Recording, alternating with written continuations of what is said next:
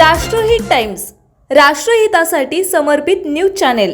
महिलांना फसवून जाळ्यात ओढून त्यांच्यावर लैंगिक अत्याचार करणाऱ्या लिंगपिसाड भोंदूबाबा अशोक खरात याच्या काळ्या कारनाम्यांनी फक्त नाशिकच नव्हे तर अख्खा महाराष्ट्र हादरलाय।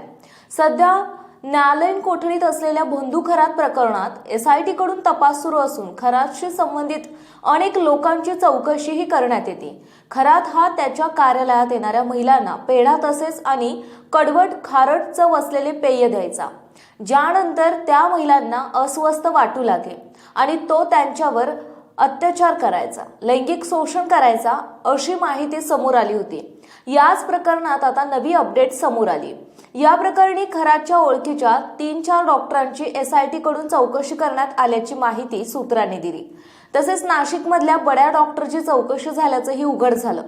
खरातने याच डॉक्टरांकडून सल्ला घेऊन ओशनोजलच्या नावाखाली गुंगी येणारी औषधं, वेदनाशामक गोळ्या महिलांना दिल्या होत्या। एवढंच नव्हे तर महिलांना गर्भपाताच्या गोळ्या देणाऱ्या डॉक्टरांची देखील SIT कडून चौकशी करण्यात आली।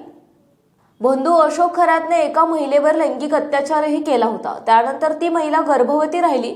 भोंदू खरातने त्या महिलेला त्याच्या नाशिक येथील ओकस कार्यालयामध्ये गर्भपाताच्या गोळ्या दिल्या होत्या। त्याला ज्या डॉक्टरने गोळ्या पुरवल्या त्याचीच SIT ने कसून चौकशी केली आहे।